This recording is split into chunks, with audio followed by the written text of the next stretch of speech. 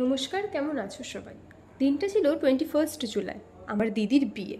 ভোর 4টের সময় আমরা ঘুম থেকে উঠে পড়েছি। তার একটাই কারণ, ওর দধিমঙ্গল আর এই শাখা পরানো। স্ক্রিনে যে মেয়েটি আমার হাতে মেহেন্দি পরিয়ে দিচ্ছে, সে হলো আমার ছদ্দি, মানে আমার পিসির মেয়ে। এরপরেই আমরা বেরিয়ে পড়ি একটু ফটোশ্যুটের উদ্দেশ্যে। যে জায়গাটায় গেছিলাম, জায়গাটা এত অপূর্ব সুন্দর, ধারণার বাইরে। পাশ দিয়ে নদী বয়ে যাচ্ছে, পার্ক, বাচ্চারা খেলছে, অনেক মানুষজন বসে আছে, খুব সুন্দর। বাড়ি এসে রেডি হয়ে নিলাম গায়ে হলুদ পর্বের জন্য। আমরা না সবাই রেডি ছিলাম বেরোবো বলে, কিন্তু হঠাৎ ঝমঝমিয়ে বৃষ্টি। বৃষ্টি থামতেই আমরা সবাই বেরিয়ে পড়লাম গায়ে হলুদের জন্য। ওই যে সামনে যারা কুলো মাথায় নিয়ে আছে, তাদের মধ্যে একজন হলো আমার মা, একজন আমার জেঠি, আর একজন আমার পিসি। এরপরে আমরা সবাই চলে এলাম এই মন্দিরটার কাছে। আর জানো তো, এই মন্দিরটা না বেশ জাগ্রত। এখানে পয়লা বৈশাখের দিন অনেক বড় করে পুজো হয়।